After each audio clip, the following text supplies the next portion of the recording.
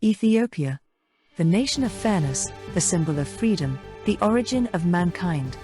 Ethiopia Today is the English-language news channel which brings the latest from Ethiopia, mainly focusing on economy, digitalization, culture, history, tourism.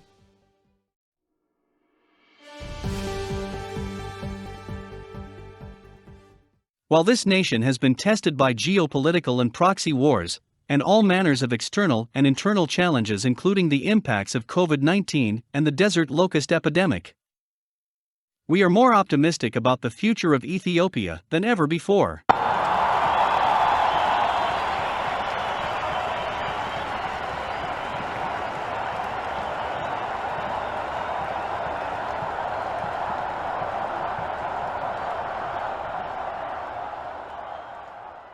Thanks for stopping by. I'm Mark Davidson from Ethiopia Today.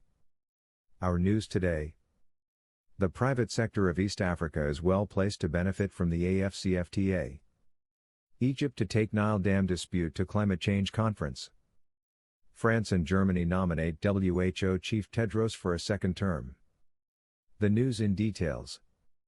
The private sector of East Africa is well placed to benefit from the AfCFTA. The business community is a key part of the African Continental Free Trade Area, AfCFTA, and could benefit immensely in terms of access to raw materials, technology and also increasing economies of scale for participation in regional and global value chains, said Ms. Mama Keita, Director of UN Economic Commission for Africa, Office for Eastern Africa. Ms. Keita was speaking during a webinar organized by Economic Commission for Africa, ECA, in collaboration with the East African Business Council to discuss with the private sector of East Africa about the AfCFTA implementation in East Africa, as we learned from Africa News. The e-meeting participants exchanged views on how to harness the potential of the African markets and on how businesses can seize the moment to implement and benefit from the AfCFTA agreement. ESA simulations stress that AfCFTA is set to boost Eastern Africa manufactured exports. In particular, textiles and clothing exports will increase by 100%, heavy manufacturing by 63%, light manufacturing by 61%, processed food by 54%, while livestock and meat products by 39%. In his presentation, Mr. Rogers Mukwege, an economic affairs officer at ESA, said that the implementation of AfCFTA would increase intra-African trade by over 50%. The agreement would also boost the continent's GDP by more than $40 billion, and its exports by more than $55 billion. A panel discussion to tackle the AfCFTA implementation in East Africa was done between Mr. Dennis Carrera, Vice Chairman of East African Business Council, Mr. Stephen Asimwe, Director for Advocacy of Private Sector Foundation of Uganda, PSFU, Mr. Davilan Busuru, Policy and Regulatory Compliance Analyst for Kenya Private Sector Alliance. Carrera has urged the EEC partner states to finalize and submit tariff offers under the AfCFTA to enable the EEC bloc to tap into the $1.3 billion continental markets with a gross domestic product of $3 trillion. Political will to duly implement the agreed commitments of the AfCFTA is a cornerstone to actualize the benefits of the Continental Agreement, said Mr. Carrera. He further added that protectionism and non-tariff barriers can block the growth of intra-African trade and called for the embracement of the Pan-African mindset to push the AfCFTA agenda.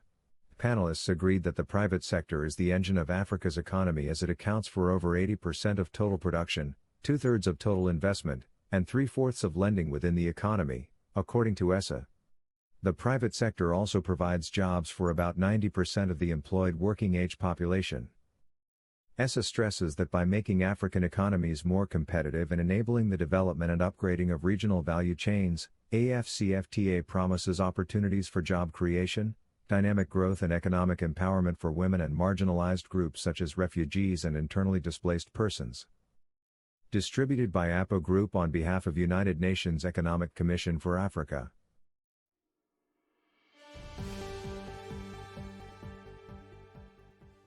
Egypt to take Nile Dam dispute to climate change conference to be held in Glasgow in November this year.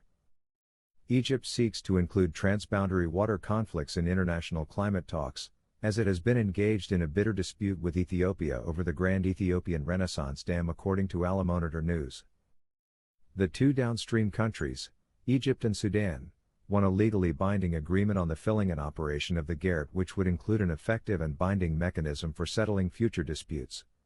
However, Ethiopia clearly states that GERD won't be causing any significant water shortage, and the construction of the dam has been conducted following the international transboundary waters laws. Thus, the worries of the downstream countries lack geological evidences and coming simply from geopolitics.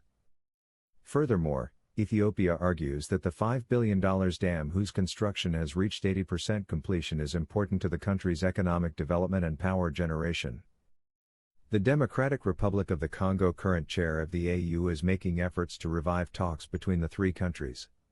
Meanwhile, Egypt and Sudan are calling for an international quartet to mediate the talks, consisting of the United Nations, the European Union, and the United States, along with the DRC in its capacity as the AU chair. Ethiopia insists mediation should be limited to the AU.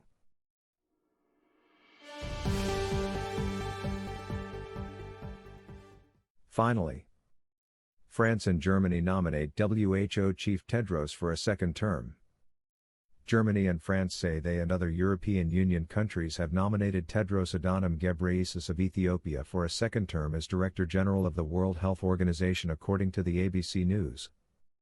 This marks the first time that a candidate for the top job at the UN Health Agency has not been nominated by the home country. Tedros, who goes by his first name, has been in the global spotlight over the organization's response to the coronavirus pandemic over the last 19 months. An epochal crisis that eclipsed all else throughout his term that began in 2017. The election for the next WHO Director General, which carries a 5-year term, takes place at the agency's next annual assembly meeting in May. Tedros has run afoul of the Ethiopian government of Nobel Peace Prize-winning Prime Minister Abiy Ahmed over his outspokenness about killings and other human rights abuses in his home region of Tigray. Tedros was formerly a top official in the Tigray People's Liberation Front, once a dominant member of a coalition running Ethiopia but now designated by the national government as a terrorist group. Tedros also served as health and foreign minister in the previous Ethiopian government.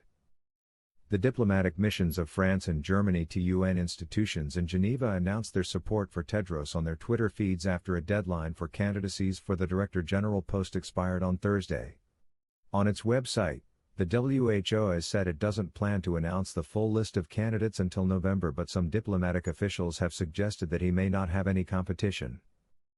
A diplomatic official in Geneva, speaking on condition of anonymity because she was not authorized to speak publicly about the matter, said 15 other European Union members joined in nominating Tedros, as noted on ABC News. Macharia Kamau, Principal Secretary for the Foreign Affairs Ministry in Ethiopia's neighbor Kenya, tweeted that his country backs Tedros, which is the first African to head the WHO. Kenya supports continuity of exemplary African leadership at helm of crucial global World Health Organization and will work towards that realization, he tweeted. The WHO under Tedros came under withering criticism from the U.S. Trump administration last year over allegations of grievous missteps in responding to COVID-19 and of an overwillingness to praise China in the early phases of the outbreak that first emerged in Wuhan. May God bless Ethiopia and its people. Thanks for your time, and we hope you enjoyed our presentation. Please give us a like, and share this to others. Don't forget to subscribe to our channel so that you will be notified as soon as we upload new videos. And also feel completely free to comment. Thanks again.